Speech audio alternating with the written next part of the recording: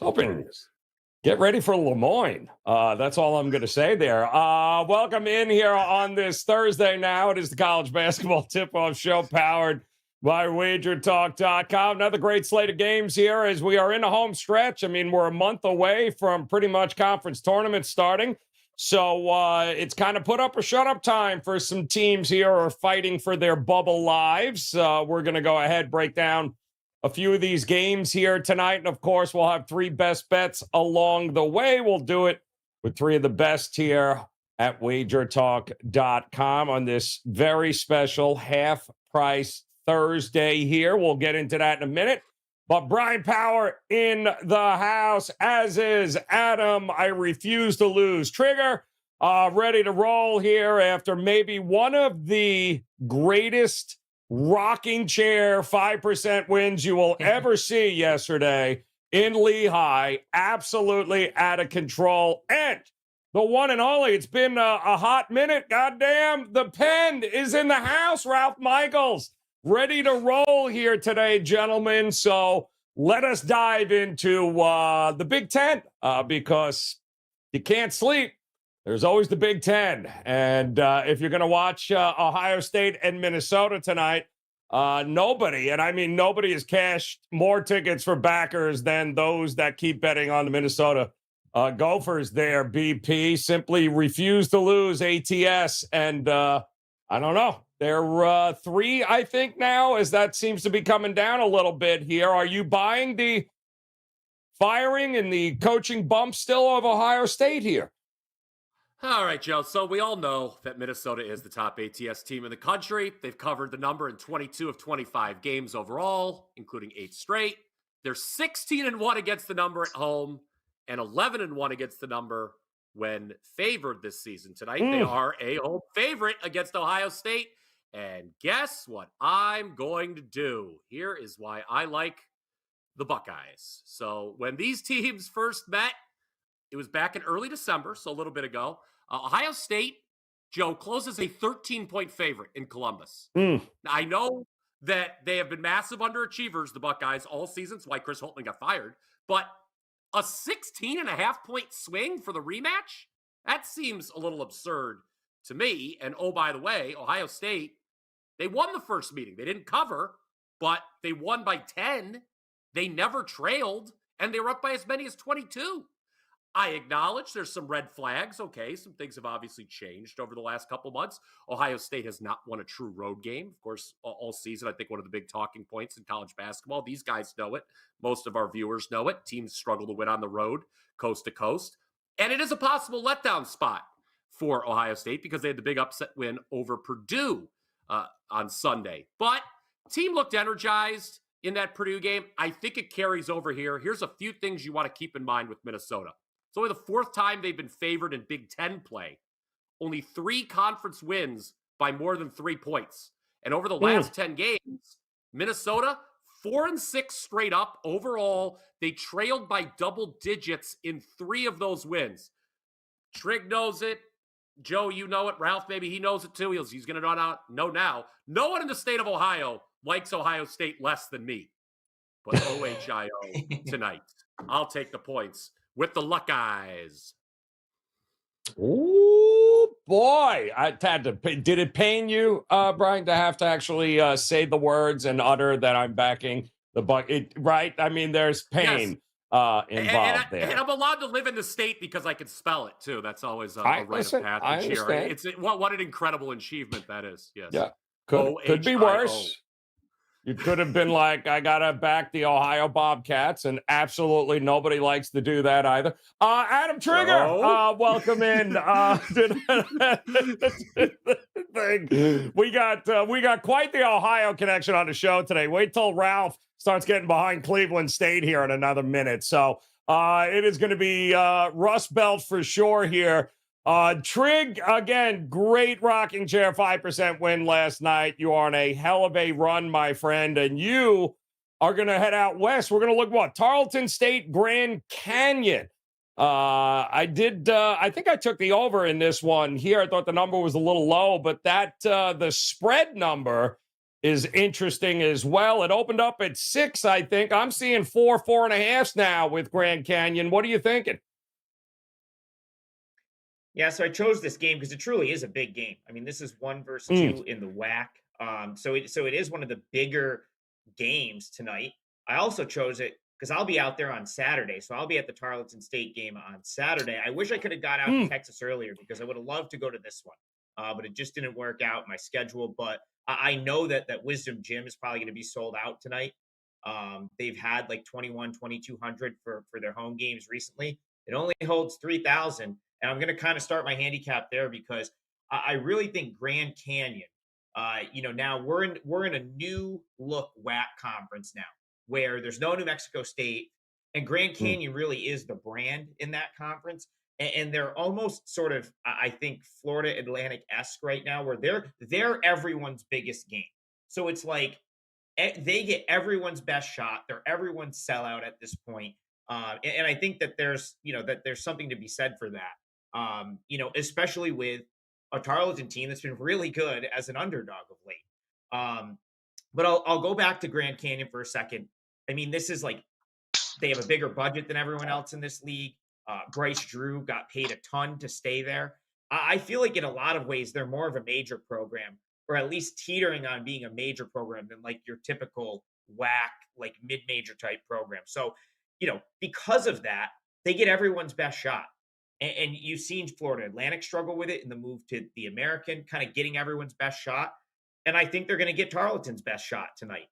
Now, the tough part, and the reason I couldn't put this on the client card was the number, because you have to acknowledge that Grand Canyon not only will have 3 of the best players on the floor here, Joe. They have 3 of the Mm. best players in this conference on their team. Grant Foster, McLaughlin, Rayshawn Harrison are like 3 of the top players in this league. They're all on the floor at the same time. And that doesn't even count Jovan Blackshear, who like a lot of people thought would be one of the better players in this league. So they're an absolutely loaded team. It's why they're 14-1, right? Like they're running through this league again. And even if Tarleton was able to pull the upset here, I don't think it's gonna cost GCU the league. I think they're gonna win this league regardless. But they're gonna get nipped on the road once in a while. That one loss was at Seattle. It was kind of in a tough, travel spot. And the one way to beat Grand Canyon, because none of these other teams have the talent to stack up with Grand Canyon. So you have to find other ways to beat them. The one way you can beat them is by turning them over. And that's something Tarleton does better than any team in this league, Joe. They lead the WAC in Yep. turnovers per game. And they're pretty relentless. The guards are pretty relentless with the on-ball pressure.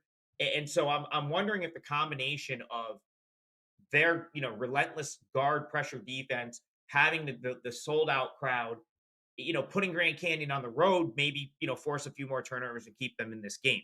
I think it's important to note that the first meeting out in Phoenix, if you gloss over the box score here, Joe, it looks like Tarleton got Yep. absolutely just dragged out of that arena. 74-48 was almost a 30-point beatdown.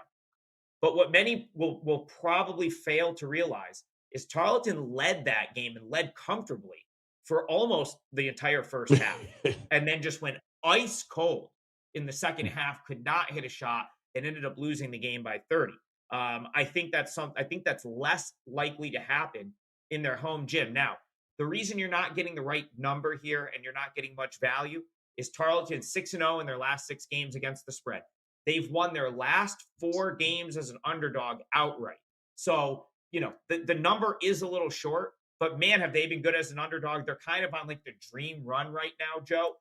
I wouldn't Mm. want to step in front of them as a dog. It feels like they're just like that team that keeps overachieving as the underdog. Maybe it happens again in front of a sold out crowd. So I lean Tarleton, didn't get the number I wanted. I will say this: if Grand Canyon opens up a lead here, I could see Tarleton second half being a good play, only because I don't think they're going to give up the way they did in the first meeting. I think they're going to kind of scratch and claw on their home floor in front of a sellout crowd.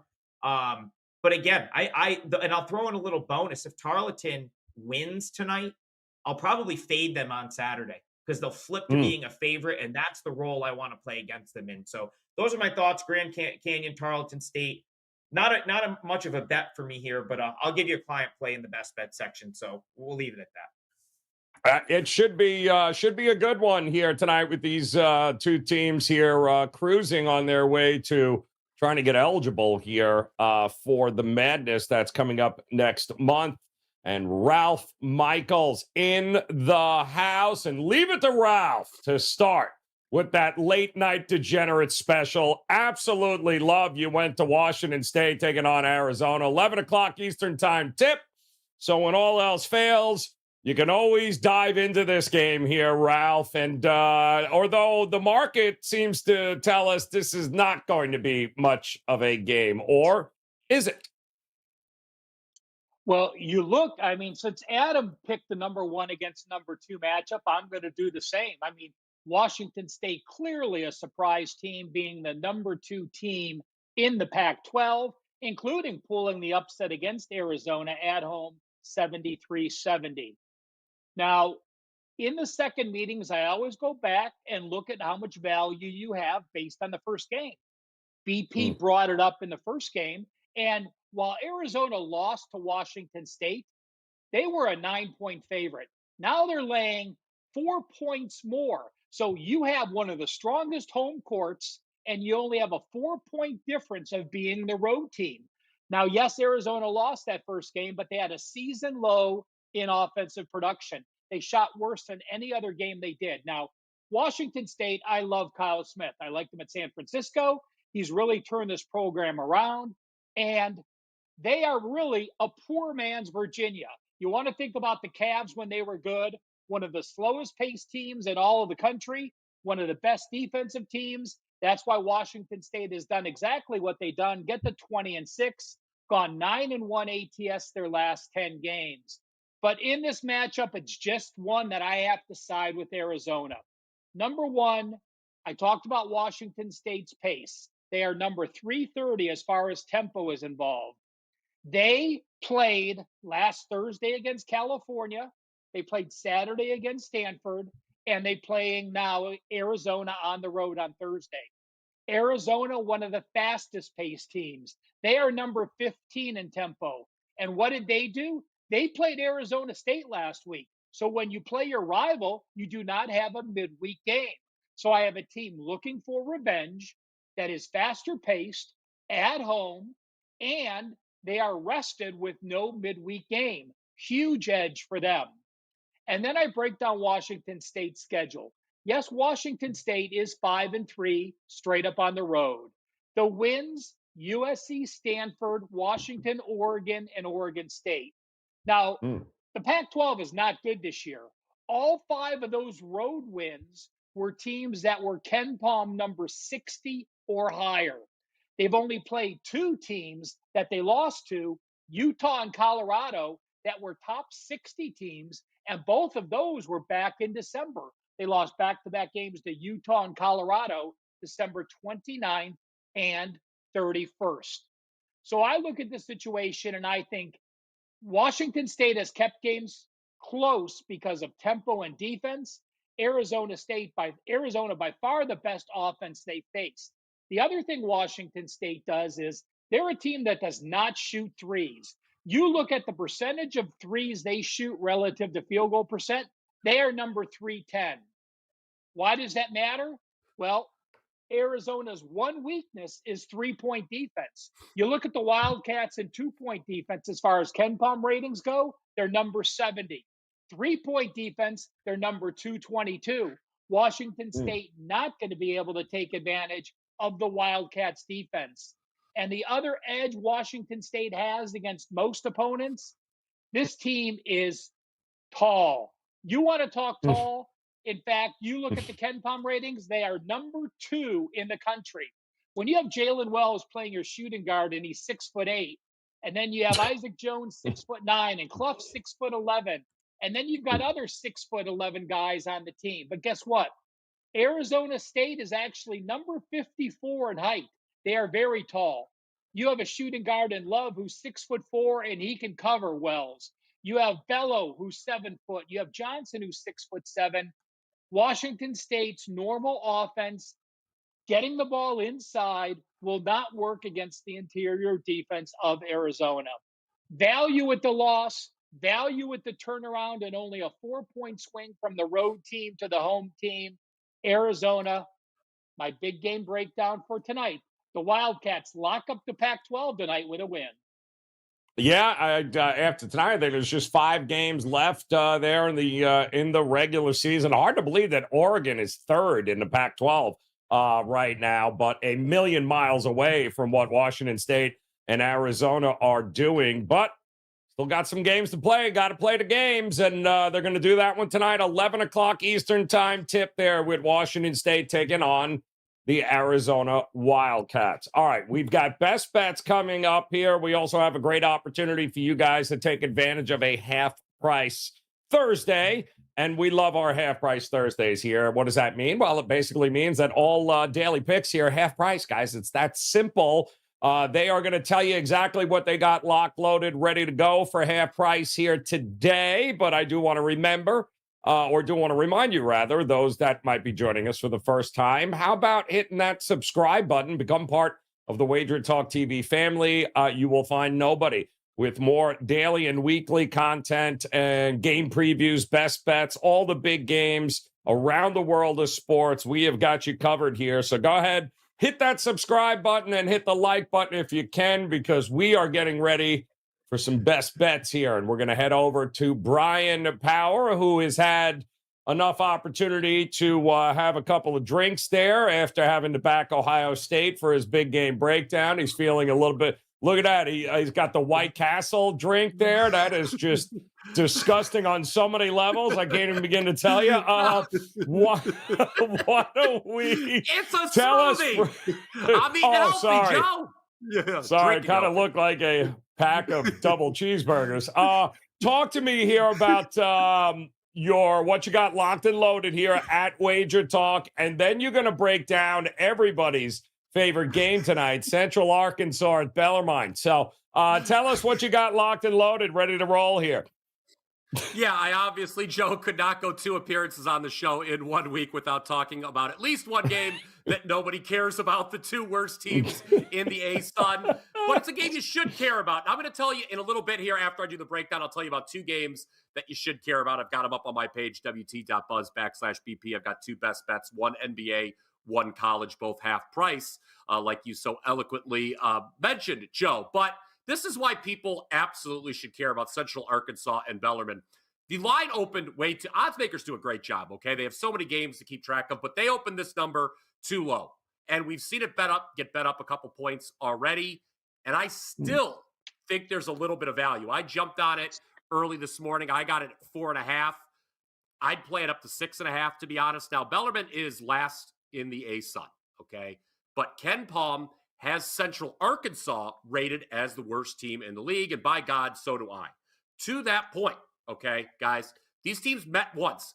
Ralph, in his big game breakdown, addressed this. I addressed this, talked about Ohio State and Minnesota as well. The line value that you could get in these rematches. Well, when these teams played earlier in the year, Bellarmine closes a 2.5-point favorite on the road. So the fact that they only opened -3 at home, my eyes were like, whoa. And that, I was a little slow on the draw. I got it. But Central Arkansas did win the first meeting. Okay, we should mention that. But it was 59-57. Neither team led by more than 5. It was a close game throughout. So there's really no massive adjustment, Joe, we need to make in our power ratings for this rematch. I understand the recent form has been poor for Bellarmine. They have failed to cover 4 straight. They've lost all those games as well. I just think that adds to the value, though. And here's a tidbit you're probably not going to hear too many places. The A-Sun has the 4th highest home win percentage of any conference in America.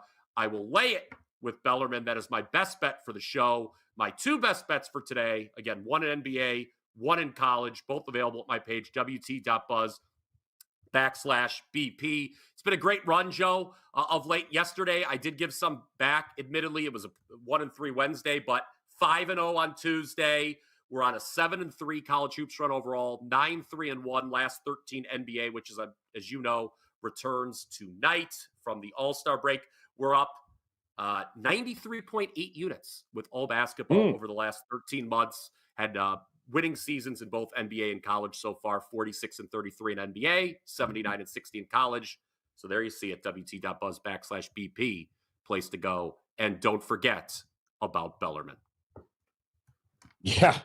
I'm trying to. All right. So well done there, BP. We got plenty of games on the card here tonight, but like he said, it is a half price Thursday, guys. So best bets are available at all three of their pages at WagerTalk.com, including Adam Trigger, who is locked and loaded here tonight. And that is good news for you guys since he is absolutely on a tear right now. Cashed another 5%er last night. Tell the folks what you got locked and loaded here tonight for half price here, Trig. And then, oh boy, you're going to go to the Big Ten as well, huh? A little Northwestern taking on Michigan here tonight. So tell us what you got locked and loaded first.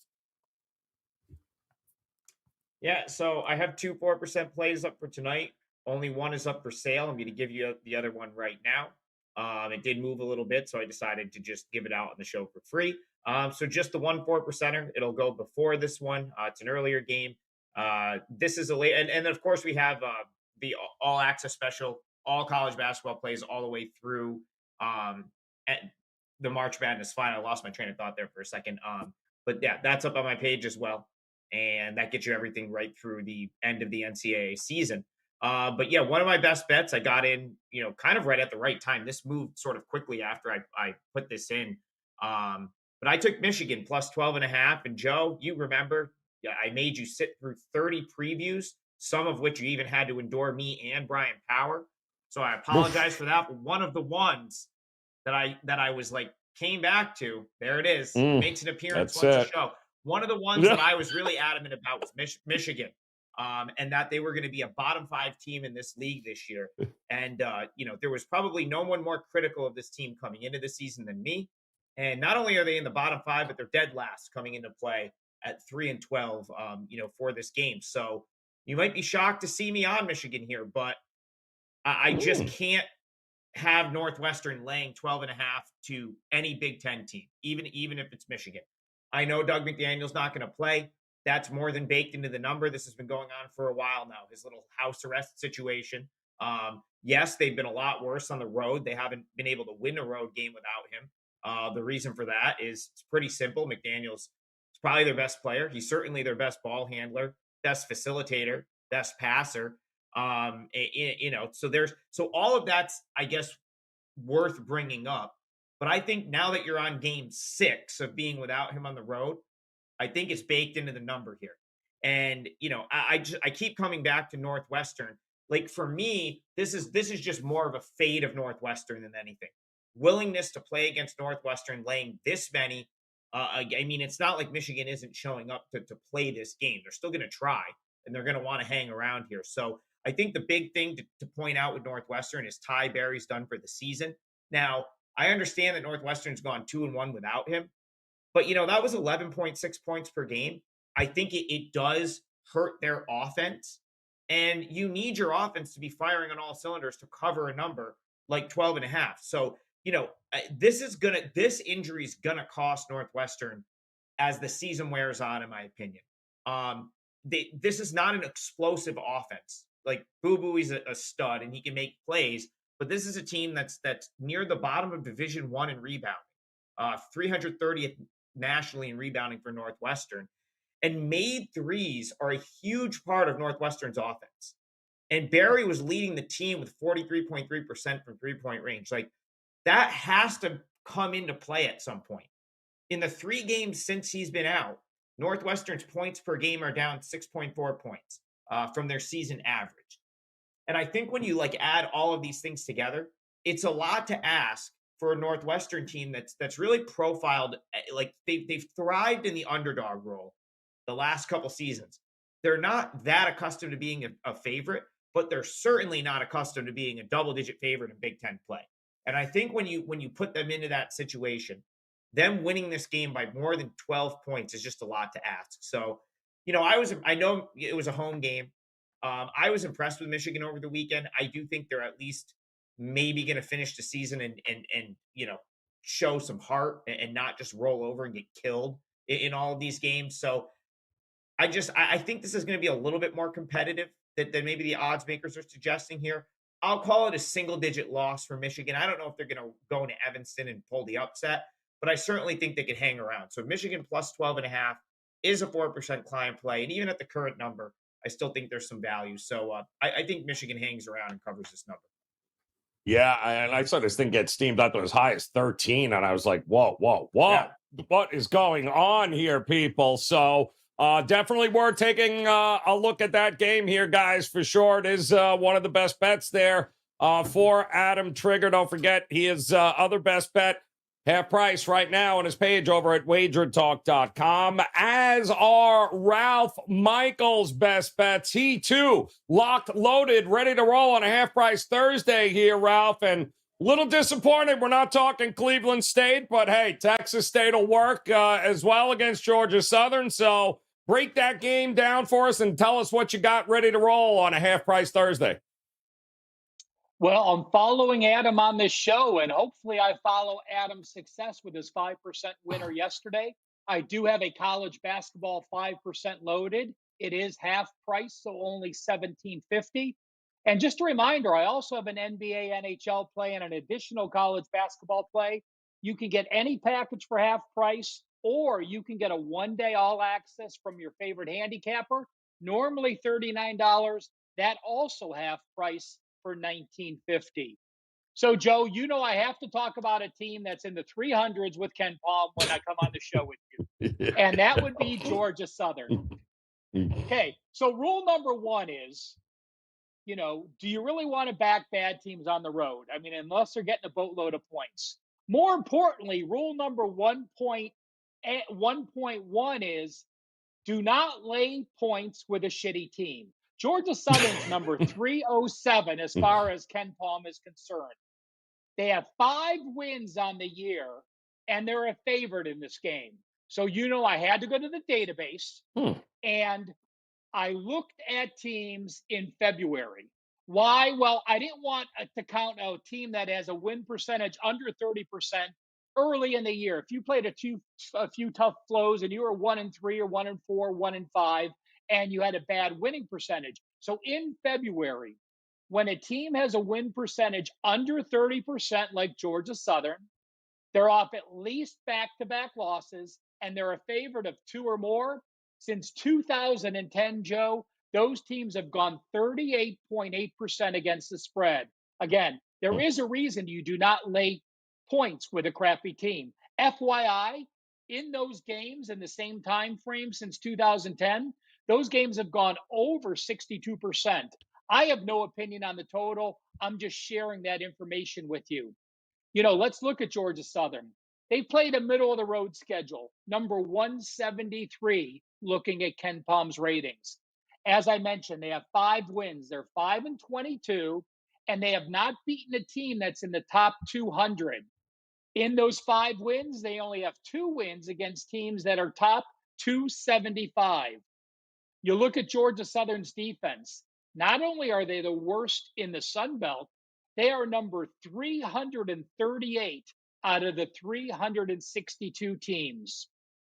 Now, Texas State, the reason this line is where it is because of some injuries, and I'll get that in a minute. But let's look at the body of work. The Bobcats are 11-16 against a much tougher schedule. They've played the number 112 schedule. They've also played the toughest Sun Belt schedule in the conference. I look at them and I say, well, let's see. I know I'm not going to like Georgia Southern. By the way, Georgia Southern 1-5 straight up, 0-6 against the spread as a pick or a favorite. Now, Texas State was in my mix to be one of my top 3 plays. But when I broke down their last couple games, they were missing 2 significant pieces in their last game. Caden Gumps, their backup point guard, a freshman, and a shooting guard, has 23 starts on the year. He missed last game. Dylan Dawson, their number 3 guard, has 24 starts and missed last game. So Texas State played well against Texas Southern, only losing by 4, but 2 guys that started 52 games missed that. The Bobcats are someone you're not going to get injury reports on. When I read the Bobcats game notes for today, both Gumps and Dawson were listed as their stats as if they were playing this game. But without having the verification, it just did fall short as far as being a client release. If you're tuning into this game or you see the lineups and Gumps and Dawson are both playing, absolutely jump on Texas State. If one of them are playing, I'm happy enough with this situation backing Texas State. Prior to losing to South Alabama and Southern Miss, Texas State really had a nice groove. They won 4 straight games. Yes, they were all at home, but a big win against Appalachian State. So they knocked off the Mountaineers in that role. So Texas State is a team that I will have my eye on the last 4 games of the regular season, last 3 games after this. Texas State is a team to me that I think can make some noise in the Sun Belt Conference tournament. So I am going to fade a crappy team with a win percentage under 30% as a favorite in fading Georgia Southern and backing the Texas State Bobcats. Yep, there you go. That's sound advice right there. Also, you heard Ralph say 5% best bet, half price right now on his page over at WagerTalk.com. And our friends from the Gold Sheet, they too have a play they are looking at. It's going to involve North Dakota State taking on St. Thomas here, and they're going to take a look at the total here tonight. And they're going to look over that 137 and a half, especially since St. Thomas's last 10 games have seen an average of right around 149 and a half or more points in each of them. And the first meeting between these two teams, well, they got 145 points alone, but 8 of the Tommies' last 10 games would have gone flying over this total here. This is a great write-up on this game, along with other great write-ups that they have available at goldsheet.com. If you guys have not had a chance to visit them, please do take advantage of all that great information that they have there and take a look at the over tonight with St. Thomas and North Dakota State. And once again, we've got ourselves a recap here for those entirely too lazy to watch and listen for the actual game breakdown. So we'll give you the cliff notes here with Trig going Michigan plus 12.5. We got Ralph going Texas State. Rule number 1.8C. Don't bet on crappy teams laying points at home. Pretty good stuff. Bellerman, 4.5 for BP here tonight, while our friends at the Gold Sheet, St. Thomas, North Dakota State over 137 and a half. Take advantage of Half Price Thursday, guys, today. Visit Bryan Power, visit Adam Trigger, Ralph Michaels, The Pen. Head on over to their pages at WagerTalk.com and then make plans to come back and join us again for a big Friday edition of the College Basketball Tip-Off Show, as another huge weekend in college hoops will be upon us. And until then, on behalf of these guys, we appreciate the time. Don't forget, hit that subscribe and like button. Come back and join us tomorrow. Until then, best of luck with all your plays. We'll see you again soon.